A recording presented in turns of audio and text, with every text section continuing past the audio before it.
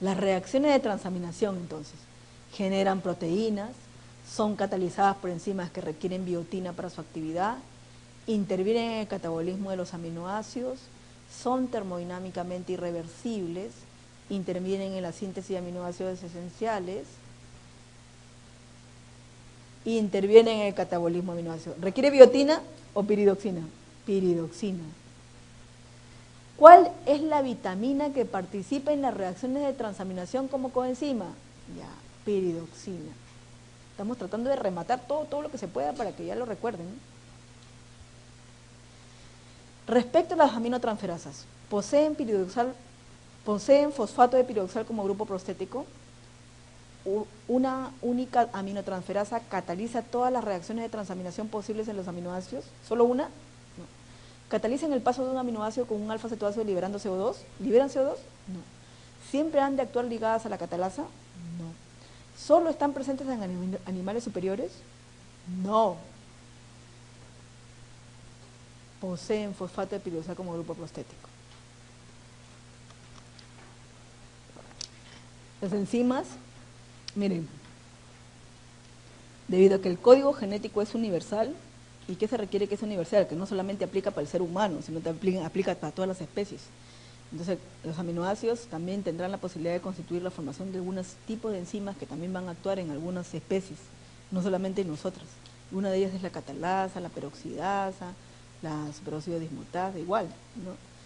Pero obviamente pues no, la transaminasa no se va a producir en el hígado del insecto, pues el insecto no tiene hígado, ¿no? En la rata tal vez, en la rata sí, el ratón también, pero ahí no lo usan como marcador para ver su infarto de miocardio y nada, eso ya es en cuestión de nosotros. Ya, pero sí hay ese tipo de, se le evalúan eso, la lactato deshidrogenasa. ¿Cómo cree que ustedes han hecho todas esas pruebas para identificar si realmente ha sido encontrado en el corazón, en el cerebro, lo han hecho en ratas? Ya. Es el mamífero más cercano, más parecido, bioquímicamente hablando. Desaminación. Proceso por el cual el aminoácido pierde su grupo amino, que se transforma en un amoníaco libre. Ocurre principalmente en el hígado del riñón. Puede darse la formación de amoníaco o la formación de amonio, que también así lo vamos a encontrar en los textos. Ya. El glutamato que está aquí, tiene que perder este amonio, tiene que remover este amonio que está aquí. Y lo va a hacer a través de la glutamato deshidrogenasa que está en la mitocondria, hepática, no se entiende, estamos en el hígado y el riñón. ¿Quién va a activar la ADP? ¿Quién lo inactiva? Bloquea esta enzima, el GTP. Y también usa NADP, ¿ya?, para la catálisis, aquí, y forma alfa-cetoglutarato y amonio.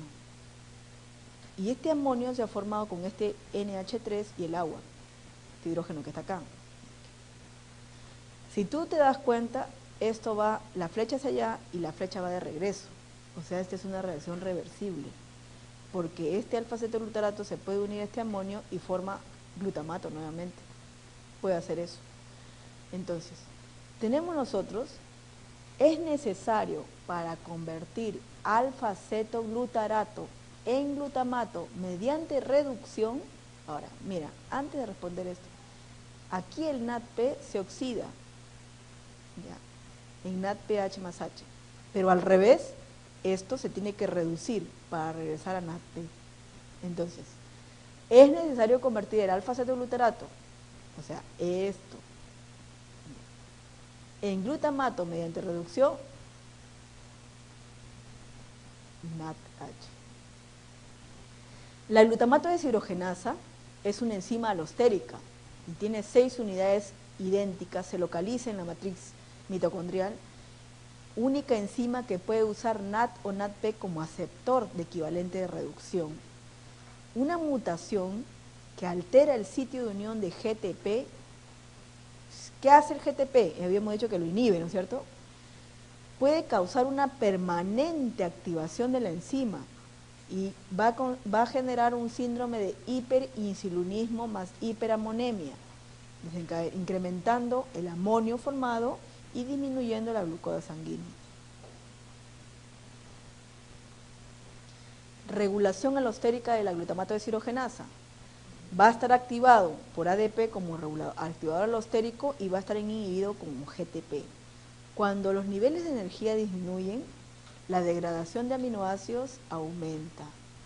Quiere decir, cuando tú no tienes nada ya de carbohidratos, nada de glucógeno, estás con tu inanición, entonces tiene que aumentar la degradación de aminoácidos, proteólisis, ¿no es cierto? Facilitando la producción de energía a partir de los esqueletos carbonados de los aminoácidos, esos alfa-cetoácidos, pues, esos son los esqueletos carbonados, porque esos van a ser intermediarios metabólicos del ciclo de Krebs. Entonces, respecto a la glutamato deshidrogenasa, posee varias subunidades, el ATP y el NADH son inhibidores, el ADP y el NAD son activadores, la etapa que cataliza es bastante irreversible. ¿Cuál es la respuesta? El ATP y el NADH son inhibidores. Siguiente. ATP como GTP. Ya. A ver. Transporte de amoníaco proveniente de los tejidos. Ahí debería decir GTP, ¿no es cierto? Porque GTP hemos encontrado. GTP, ahí hay un error. GTP. Debe decir GTP.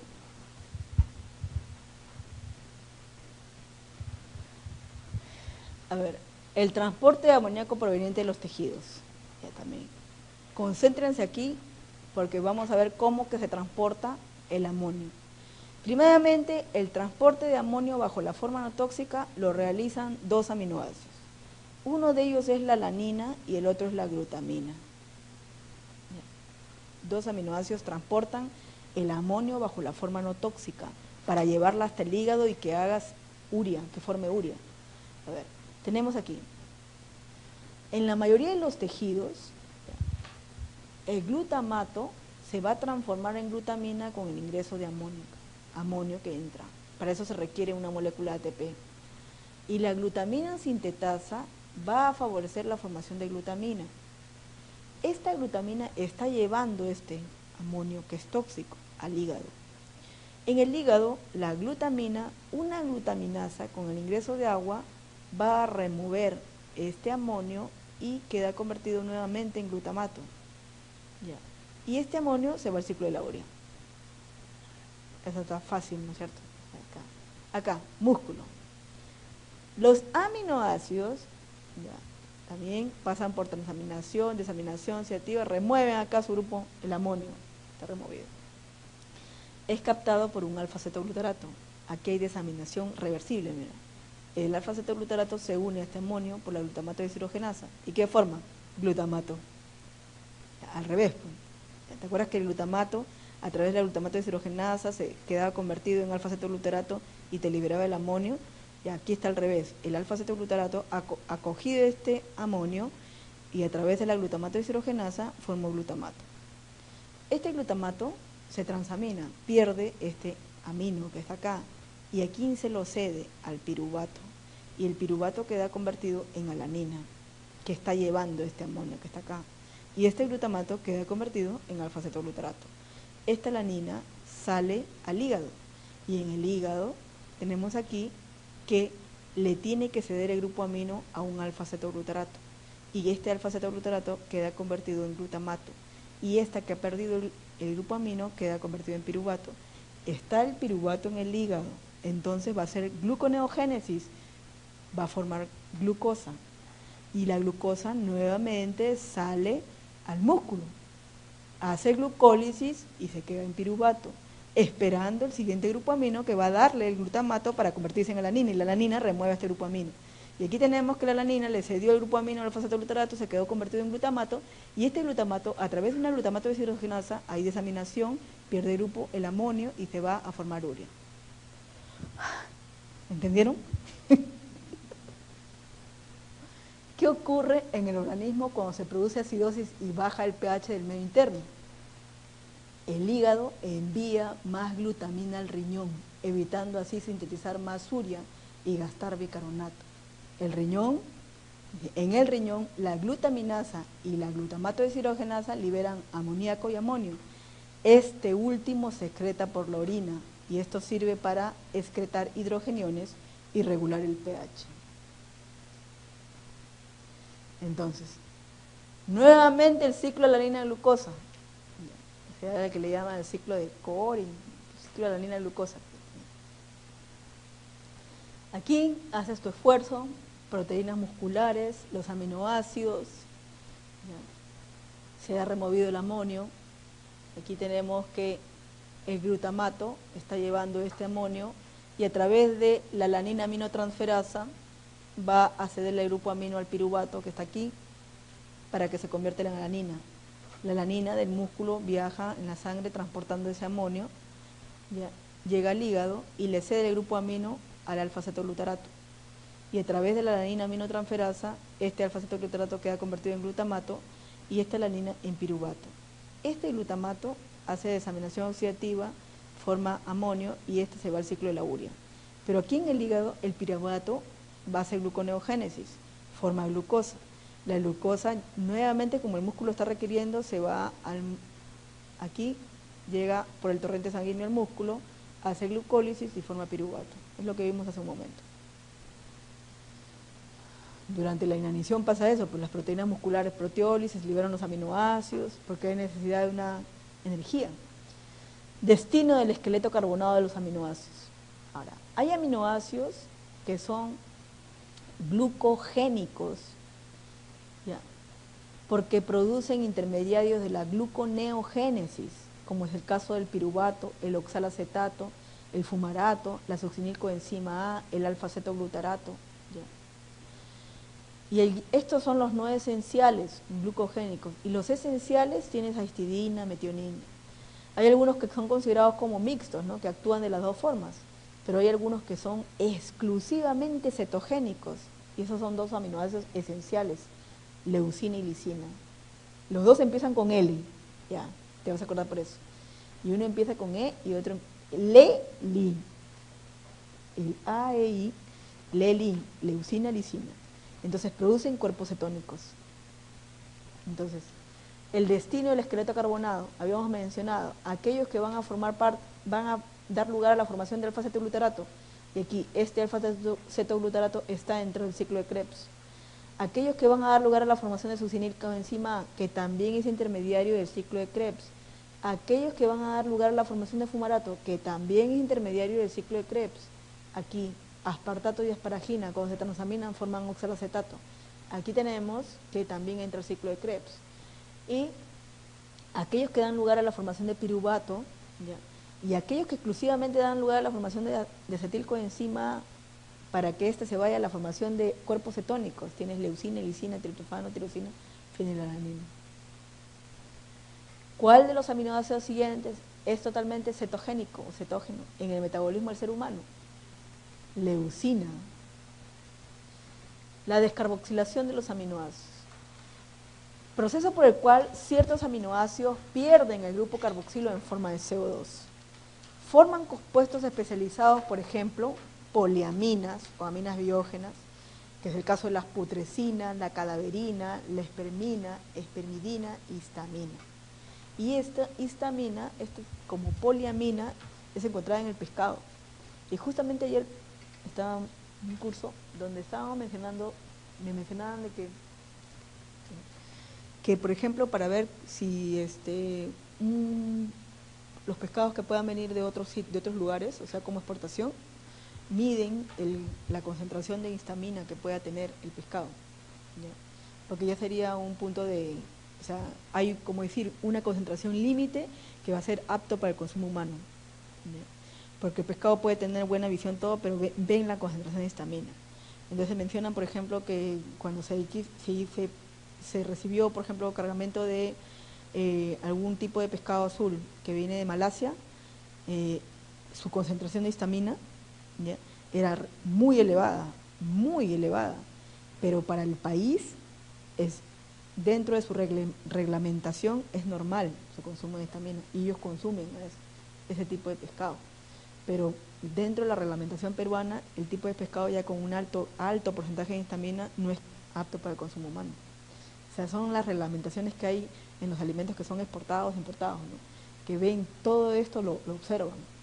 Entonces, yo me pongo a pensar, y yo he visto eso, que cuando consumen, por ejemplo, esa zona de Malasia, que consumen el pescado, es un pescado que tiene un olor, pero y que a nuestro olfato siente que ya está en putrefacción, pero ellos lo consumen porque es parte cultural de ellos y ellos no les hace daño. Pero a ver, anda, come tú, a ver, una intoxicación. Ya nosotros no tenemos ese hábito. Ya. Bien. Entonces tenemos aquí las poliaminas, se han formado por descarboxilación. Aquí tenemos a la ornitina, ya, se descarboxila, va a dar lugar a la formación de putrescina. Ya. Y esta consecuentemente es primidina y espermina. ¿Qué función tienen las poliaminas? Hay una modulación de la actividad enzimática en el caso de la lisozima, la fosfatasa alcalina, en el caso de las proteínas G, actúan también como segundos mensajeros en el caso de hormonas, factores de crecimiento, estimulan la proliferación celular y la apoptosis, estabilización, regulación y apoptosis, estimula la respuesta inmune. Una aplicación clínica, por ejemplo, cuando hay liberación de poliaminas, de aminas por descarboxilación de aminoácidos como trimetilamina, putrescina y cadaverina. Es el caso, por ejemplo, de una infestación de levaduras, ¿no?, a nivel de la parte de una vaginosis. Entonces, ese olor a pescado es dado por las aminas biógenas, ¿no?, que se observa. Del destino metabólico de los grupos amino. La mayoría de los aminoácidos se va a metabolizar en el hígado, donde el exceso de amonio se excreta libre o se transforma en urea o ácido úrico para su excreción dependiendo de la especie animal. En mamíferos, o sea nosotros, el amonio libre es tóxico, por lo que debe ser transportado en forma no tóxica por alanina y glutamina hasta el hígado y ser transformado en urea para su excreción. Si se queda, como es tóxico, ¿qué va a pasar? Afecta el sistema nervioso, ¿no? Eso vamos a ver más adelante cuáles son los daños. Entonces tenemos que hay los peces, aminotélicos, urotélicos y el ácido, las aves van a eliminar su amonio bajo la forma de ácido úrico. Nosotros somos urotélicos. El ciclo de la urea. Entonces tenemos que es la principal formación de excreción de grupos amino y constituye el 90% de componentes nitrogenados, se va a formar en el hígado. Entonces aquí tenemos el ciclo de la urea. Otra cosa que también a ustedes les enfermaba, así cuando ven figuras, no sé. A los alumnos les enferma eso cuando ven figuras. Hasta a mí me enfermaba cuando yo estaba en pregrado. Pero como yo quería trabajar con proteínas, yo tenía que aprender bioquímica. Como yo quería trabajar con DNA, tenía que aprender bioquímica. Pero nunca me ha gustado enseñar con las formas, o sea, porque la gente se enferma. Yo prefiero ponerle los nombres nomás. Ya la gente se aprende el nombre, pero las formas no me gusta, pero no hay una gráfica más nítida, pues. Ya, tenemos aquí. El ciclo de la urea va a suceder en dos lados. En la mitocondria y en el citoplasma. Ya.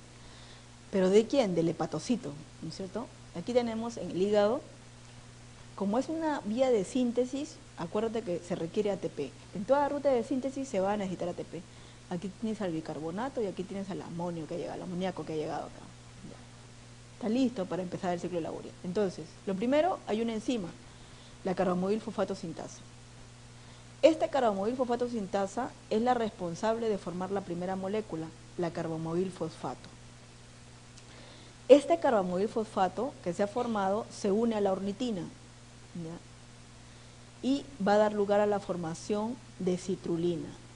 La ornitina transcarbamilasa, que es la de esta enzima que está aquí, dará lugar a la formación de citrulina. Como citrulina sale de la mitocondria. ¿Ya? Y aquí está la citrulina que está llevando este grupo amino. Esta citrulina recibe, ¿ya?, se condensa o se une con el aspartato. ¿Para qué? Para formar succinato. ¿Y quién hace posible esto? Acá hay otro ingreso de ATP, mira. La arginosuccinato sintasa. Entonces hace que la citrulina se une al aspartato y forma arginosuccinato. Entonces aquí ya tenemos que el aspartato está trayendo el siguiente grupo amino que ves aquí. Ya. Entonces tenemos que el arginosuccinato, ya, se va a dividir en dos moléculas y eso lo hace posible el arginosuccinato liasa, que es la enzima 4. Y lo parte en dos moléculas, uno de ellas es el fumarato y otro de ellas es la arginina. Y aquí ya tienes el grupo amino que llegó de aquí y el otro grupo amino que lo dio el aspartato, la arginina. Esta arginina, que es un aminoácido no esencial, ya hemos mencionado, nosotros lo producimos, mira. Y recordamos que durante la infancia este se convierte en esencial por sus requerimientos, ¿ya? Entonces tenemos aquí que la arginasa parte acá, rompe aquí, y tenemos la formación de la urea con dos grupos amino y la ornitina, que nuevamente regresa para condensarse con el carbamidil fosfato. ¿Qué pasa si tú tienes una dieta alta en proteínas? Entonces, estas están trabajando a una velocidad así, rápida. Es dieta alta en proteínas. Esta gente que consume esos polvos proteicos que consumen, esto está trabajando así, a 1000 por hora. Porque hay que eliminar urea. No se puede, sus grupos amino están entrando, pero así, a 1000 por hora. La fuente más directa de nitrógeno en la biosíntesis de urea, ¿cuál es? El ion amonio, la glicina, el aspartato y el glutamato. ¿Quién da la fuente más directa de nitrógeno en la biosíntesis de urea? El ion amonio, que llega de la desaminación oxidativa, y el aspartato, que le da el ion amonio. El ion amonio urinario se deriva principalmente de una reacción catalítica con el sustrato siguiente. ¿Qué aminoácido?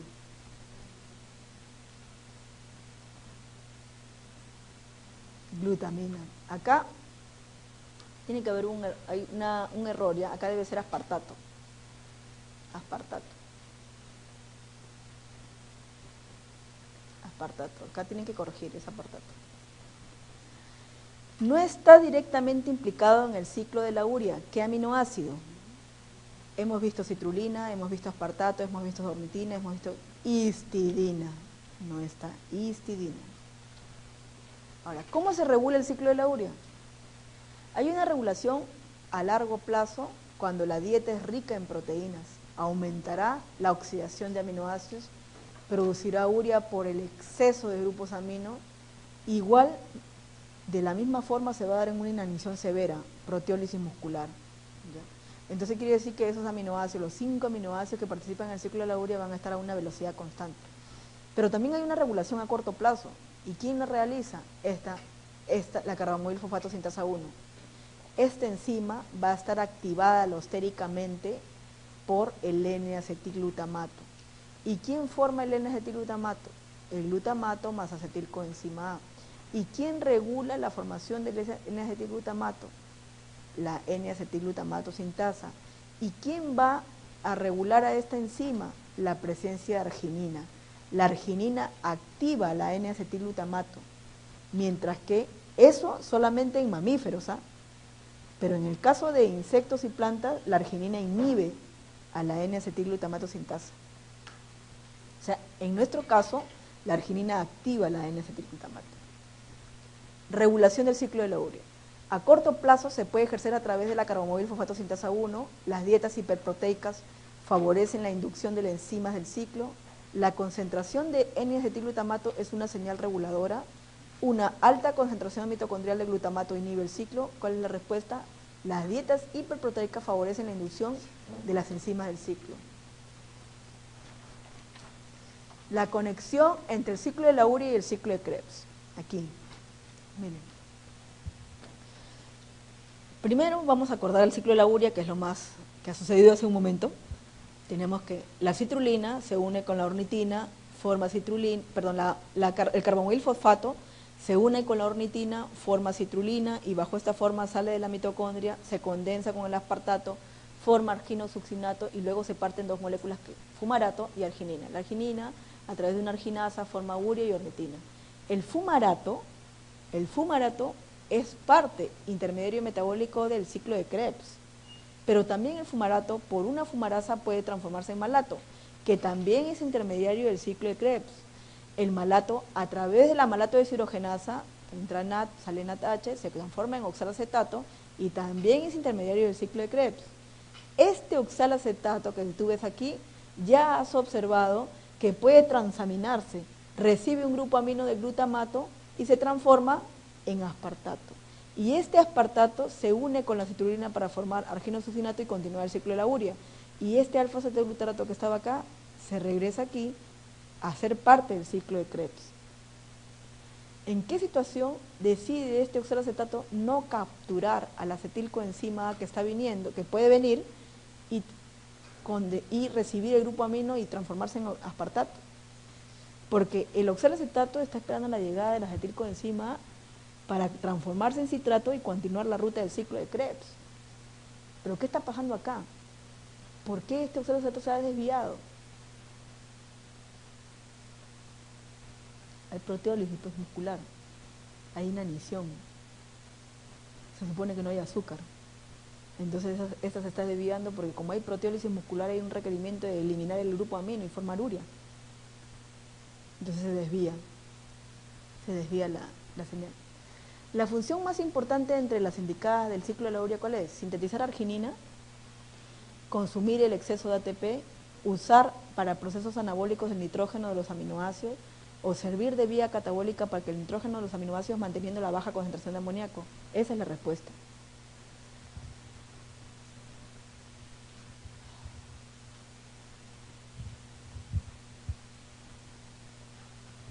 Entonces, repasamos.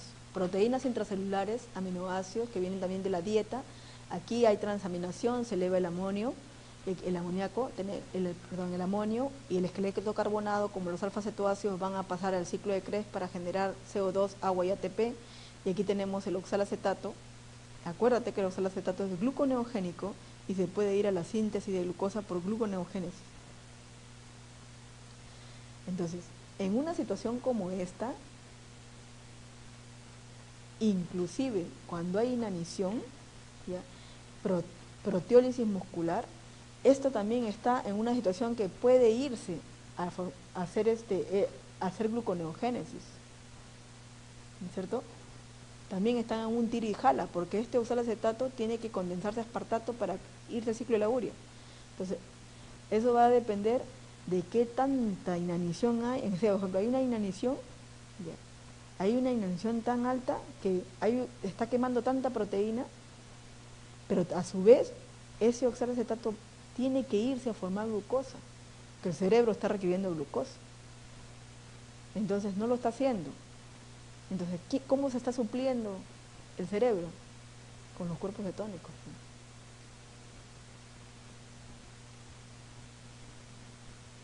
Entonces tenemos aquí que este amonio va a la biosíntesis de aminoácidos, de aminas biológicas, también va a formar parte del carbomoil fosfato, y aquí entra al ciclo de la urea, y esta urea va a ser excretada los grupos de amonio. Desórdenes del ciclo de la urea. Dependiendo.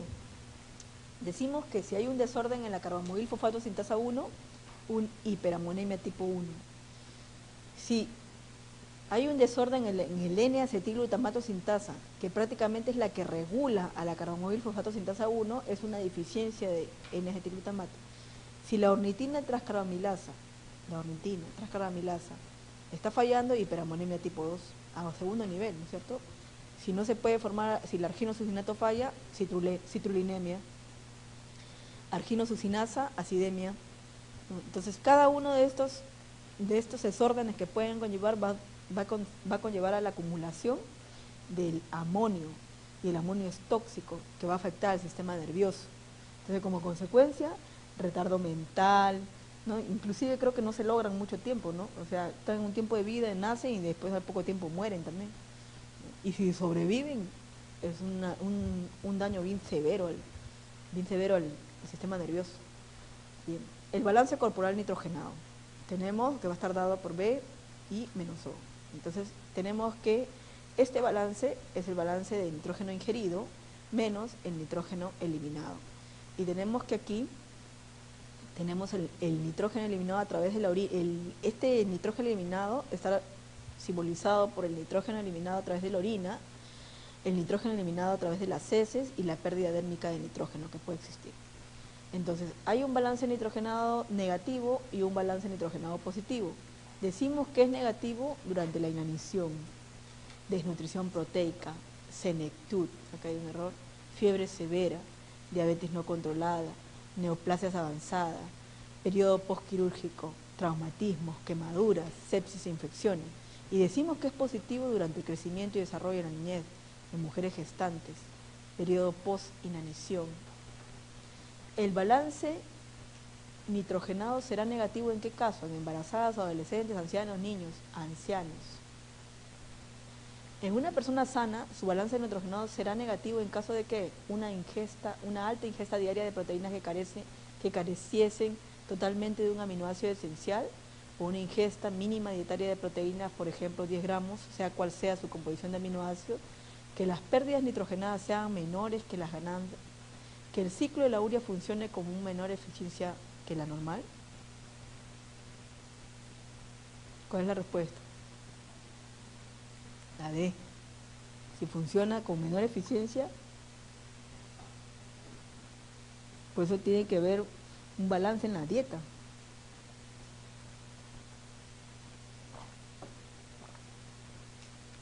Bien, síntesis de aminoácidos no esenciales. Primero, antes de hablar de los no esenciales, vamos a recordar los esenciales. Fenilalanina, requerido como precursor de tirosina. Valina es uno de los 3 aminoácidos ramificados. Treonina se metaboliza como un aminoácido de cadena ramificada. El triptofano, su cadena lateral heterocíclica compleja, no puede ser sintetizada en seres humanos, así que debe ser ingerido por la dieta. Isoleucina también participa tiene cadenas ramificadas. La metionina proporciona azufre para formar cisteína. Histidina, su cadena heterocíclica lateral no puede sintetizarse en humanos. La arginina se deriva de la ornitina en el ciclo de la urea. Y la leucina, un aminoácido cetogénico, lisina. La arginina acá no debe ser considerada, ¿no? Acá este gráfico, esta tabla está mal, esta figurita está mal, porque hemos dicho que la ornitina, es no esencial. Acá hay una tabla que dice necesidades humanas de aminoácidos esenciales, miligramos por kilogramo por día, según la edad, ¿no es cierto? Por ejemplo, el caso de fenilalanina en lactantes es alta, niños, y va disminuyendo ya en adultos. Y vamos a ver nosotros cómo se metaboliza la fenilalanina. Después, otro componente esencial también, otro aminoácido esencial característico es la lisina, el que es cetogénico. Mira cómo es alto ya en lactantes y va disminuyendo también. Si te vas observando, por ejemplo, el triptofano, 17 en lactantes también es alto. O sea, mediante ahí en lactantes tenemos los otros aminoácidos esenciales que van a estar elevados, y a medida que va pasando el tiempo, prácticamente sus necesidades van disminuyendo, ¿no? Los siguientes aminoácidos son esenciales, excepto ¿quién no es esencial? Tirosina, porque tirosina depende de fenilalanina. Fenilalanina da lugar a tirosina. En el ser humano se produce un equilibrio nitrogenado negativo al eliminar de la dieta. Ya, ahí está la palabra clave. Si yo elimino de la dieta, ¿qué aminoácidos me estoy refiriendo? ¿Esencial o no esencial? Dieta. Aminoácidos esenciales. Esos se están eliminando. Los siguientes aminoácidos, excepto. ¿Quién aquí prácticamente es no esencial? Eso te está preguntando. Serina. Acuérdate que se forma a partir de 3-fosfoglicerato. Todos acá son esenciales. Bien. Yo mantengo esta gráfica pero ya la siguiente vez la voy a editar. Bueno, para que se recuerden cómo es que se forman los aminoácidos no esenciales. Pero aquí tienes a los esenciales como treonina, metionina, que dará lugar a cisteína, que en algunas bibliografías les consideran como semiesencial, pero eso más confunde, ¿no? Ya tenemos aquí que fenilalanina es esencial y dará lugar a tirosina, ¿ya? Y tenemos los aminoácidos básicos, ¿ya? Y aquí como aminoácido está considerado arginina, pero arginina proviene del ciclo de la urea, así es que es considerado no esencial. Solo es considerado esencial durante la niñez, nada más. A ver, tenemos, ¿cómo se forman los no esenciales? Tenemos que la serina dará lugar, ¿ya? ¿Cómo se ha formado? A través del 3-fosfoglicerato. Ha habido transaminación y ha formado serina. Serina da lugar a glicina. Lo mismo, piruvato se transamina, forma lanina, lo que vimos nosotros. tenemos que el acetilcoenzima A se puede convertir en el oxaloacetato para entrar al ciclo de Krebs, pero este oxaloacetato se transamina y forma aspartato. El aspartato da lugar a asparagina por transaminación. Y aquí tenemos que también en el ciclo de Krebs está el alfa-cetoglutarato, que por transaminación da lugar a glutamato. El glutamato con la presencia de amonio forma glutamina. También el glutamato da lugar a la formación de prolina. Y en el ciclo de la urea hemos dicho que se forma arginina. Entonces, de esta forma se forman nuestros no esenciales. El origen de los aminoácidos no esenciales tiene gelanina a partir de la transaminación de piruvato, ácido aspartico, asparagina, arginina, ácido glutámico, a partir de intermediarios del ciclo de Krebs, serina a partir de 3-fosfoglicerato, glicina a partir de serina, cisteína a partir de la serina, tirosina a partir de fenilalanina. Entonces, biosíntesis de la serina y glicina. El 3-fosfoglicerato da lugar a la formación por oxidación del NAD de 3-fosfopiruvato, 3-fosfosforina y finalmente serina. Aquí está. Esta serina, ya que está aquí, ya la 3-fosfosforina a través de una fosfatasa da lugar a la serina, y esta serina a través de la serina hidroxiltransferasa con la presencia de tetrahidrofolato va a dar lugar a la formación de glicina. Y aquí ya se formaron dos aminoácidos no esenciales. Es necesario para convertir serina en glicina un cofactor. ¿Cuál? Tetrahidrofolato. La biosíntesis de glicina, de cisteína. Antes tenemos que mencionar que la metionina da lugar a cisteína, pero esta metionina se une al ATP con presencia de magnesio para formar el SAN, el S-adenosin-metionina. Entonces estamos acá. La metionina ya dará lugar a la formación de SAN, y este SAN, ya con remoción de grupos metilo y remoción de adenosina, va a dar lugar a la formación de homocisteína. Esta homocisteína se unirá a serina, ¿no? Se unirá a serina, ya. Y esta serina, acuérdate, que se ha formado a partir de 3-fosfoglicerato, ¿no? ¿Para qué? Para dar lugar a la formación de cistatoína. Esta cistatoína, a través de la cistatoína sintasa, luego la cistatoína liasa, con ingreso de agua, remoción de grupos amino, forma cisteína. Y aquí tenemos a la cisteína, ya siguiente aminoácido que se ha formado. Pero como puedes observar, aquí también se ha requerido entrar en 5-metil tetrahidrofolato para que trabaje la metionina sintasa. La homocistonuria, ¿de qué trata? Es la deficiencia de la enzima que cataliza la transferencia de azufre de la homocisteína a la serina mediante la formación de cistatoína. Hemos mencionado que se forma el S-adenosil-homocisteína a través del SAN, va a dar lugar a la formación de homocisteína, pero aquí se debe unir la serina para formar cistatoína. Entonces la cistatoína sintasa está bloqueando, por lo tanto la homocisteína se va a acumular dando lugar a la homocistonuria. La biosíntesis de ornitina y prolina. Tenemos aquí, perdón. ¿Cómo se formó prolina? Empieza del glutamato. El glutamato da lugar a la formación de glutamato 5-fosfato, otra vez una deshidrogenasa, la semialdehído glutámico, pirólico, y aquí tenemos a prolina. Prolina es otro aminoácido no esencial. La asparagina. ¿Quién da lugar a la asparagina? El aspartato. Lo vimos en la gráfica, ¿no? Se une a glutamina, se da asparagina sintasa para dar lugar a asparagina, ¿ya? Y esta queda convertida en glutamato. Tirosina.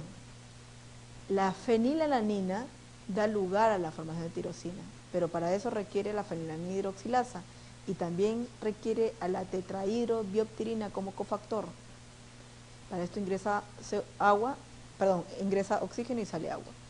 Esta tirosina, nuevamente a través de una dihidrobioptirina y por la dihidrobioptirina reductasa con el ingreso de NADH pueden recuperarse para formar tetrahidrobioptirina, esperando a la siguiente fenilalanina para formar tirosina.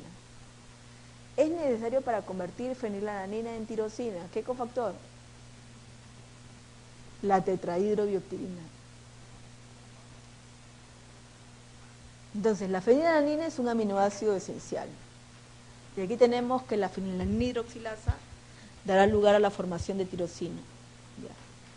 Esta tirosina, a través de una tirosina transaminasa, va a dar lugar a la formación de ácido P-hidroxifenilpirúvico para formar ácido homogentísico a través de hidroxifenilpirúvico oxidasa. Pero a su vez, esta fenilalanina se puede desviar a la formación del 3,4 dihidrofenilalanina, conocido como DOPA. ¿Para qué? Para dar lugar a la formación de adrenalina y noradrenalina. Y además la formación de melanina.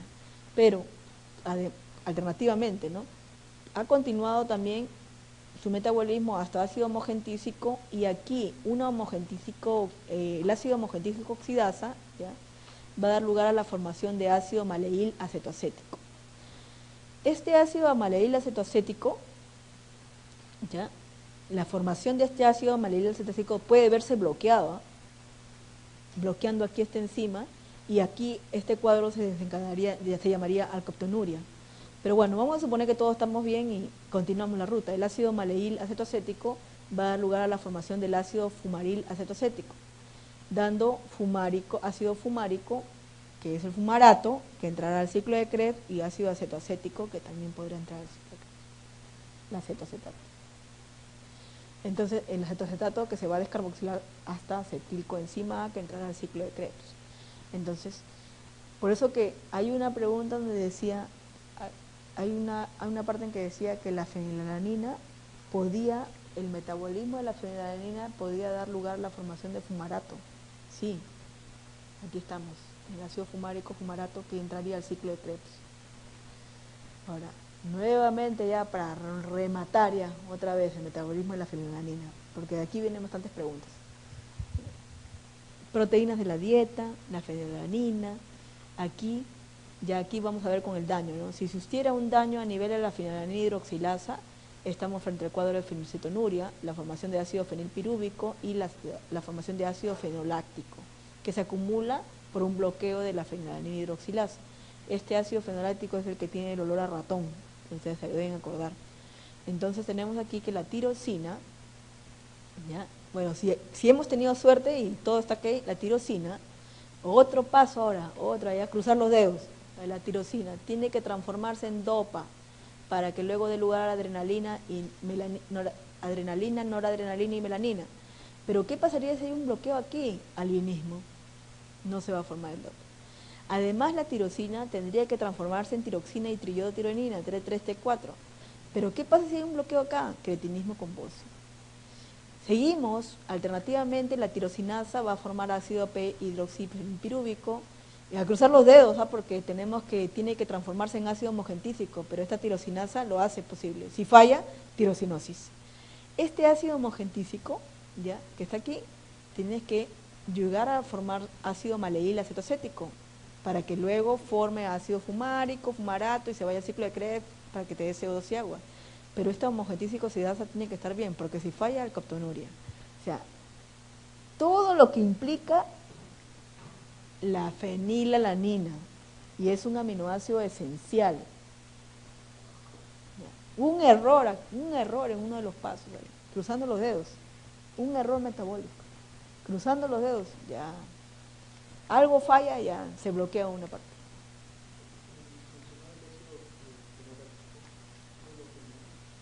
Lo que pasa es que cuando se desencadena la fenilcetonuria, una característica en esos pacientes es un olor, la orina tiene un olor a ratón, y ese es responsable del ácido fenoláctico, un olor a ratón. ¿Nunca han olido un ratón? El olor es penetrante, fuerte, a lejos se siente ese olor. A ver, la alcaptonuria es una enfermedad producida por la carencia de la homogentísica oxidasa, que participa ¿en qué ruta? La fenilalanina. Entonces aquí están las enfermedades relacionadas por la degradación de aminoácidos, ¿no? Y como yo les mencionaba hace un momento, casi todas están consideradas como retraso mental, la homocistonuria, la orina de jarabe de arce, retraso mental, que está relacionado con aminoácidos ramificados, una imposibilidad de metabolizar aminoácidos ramificados. Tenemos las acidemias metilmalónicas también, retraso mental, muertes tempranas, la fenilcetonuria también, retraso mental.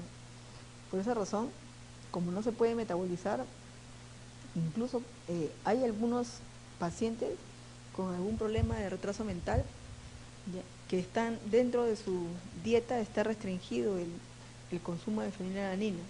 Entonces, prácticamente sus proteínas están formuladas, ¿ya? Donde les remueven ese tipo de aminoácido esencial que puede estar afectando, o sea, que pueda agravar la situación, ¿no? Agudizar su problema, ya que tiene de retraso mental.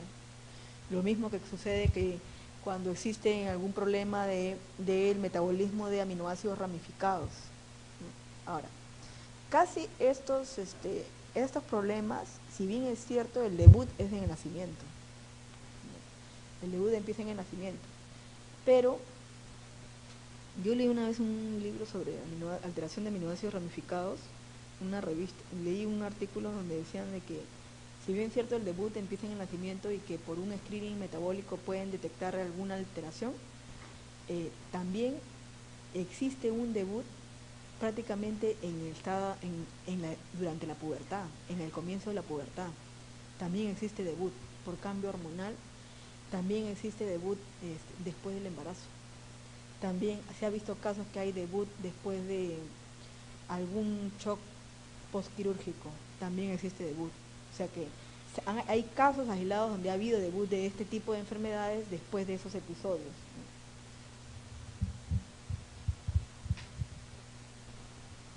Aminas de importancia biológica. Tenemos histamina, ácido gamma-aminobutírico, el GABA, las catecolaminas, las hormonas tiroideas, la melatonina, la serotonina, creatina, creatinina y la óxido nítrico. Cada una de ellas, para formarse, requiere piridoxalfosfato como coenzima. Entonces, aquí tenemos la histamina, que tiene una acción vasodilatadora, ¿no? Disminuye la presión sanguínea también. Tenemos aquí que la histidina, con H, va a dar lugar a la formación de histamina, con H. Te vas a acordar esto, porque puede decir precursor de histamina, histidina. ¿Y quién hace posible esto? La histidina descarboxilasa, y aquí tienes al cofactor piridoxalfosfato, remueve un carbono. El GABA, ácido gamma-aminobutírico, tiene como precursor a glutamato. También hay descarboxilación, requiere piridoxalfosfato. Ya sabes que el GABA es un neurotransmisor. Este GABA, que es un neurotransmisor, tiene receptores GABA a nivel de membrana, y como el sitio del GABA que va a ingresar aquí, también hay sitios de la picotoxina, sitios para barbitúricos, ¿no? Sitios para esteroideos, sitio para la benzodiazepina, ¿no? El ser ocupado del receptor GABA por las moléculas GABA, las columnas, van a interactuar para poder abrirse y dar el paso del cloro, ¿no? Y ello hace hiperpolarizar la membrana, disminuyendo la excitabilidad de la misma. Entonces, esto podemos observar en esta gráfica. ¿Quién da lugar a la formación del glutamato? La glutamina. ¿Se acuerda que perdía el grupo amino, perdía ese amonio y se formaba el glutamato? Y aquí estamos, ¿no?, en una célula glial, y el glutamato se va a una terminal presináptica, la glutamina se va a una terminal presináptica, nuevamente se transforma en glutamato, y aquí se acumula en estas vesículas, ¿ya?, que está esperando una señal prácticamente para que pueda salir por exocitosis, ¿ya?, el GABA. Esto prácticamente, al unirse a su receptor en una célula postsináptica, va a gatillar la despolarización de membrana para aperturar estos canales de calcio, algunos otros canales, ¿no?, incluso el de cloro, ¿no?, se apertura el canal de cloro. Aquí tenemos potasio. Precursor del ácido gamma-aminobutírico, glutamato. Participa en reacciones de descarboxilación, fosfato de piridoxal. Las catecolaminas, ¿ya?, las catecolaminas como la dopamina, noradrenalina y adrenalina, ¿de quién derivan? Tirosina. Tirosina es su precursor de las catecolaminas. Pero no sé por qué lo percibo. Nos quedamos aquí un momento, pueden salir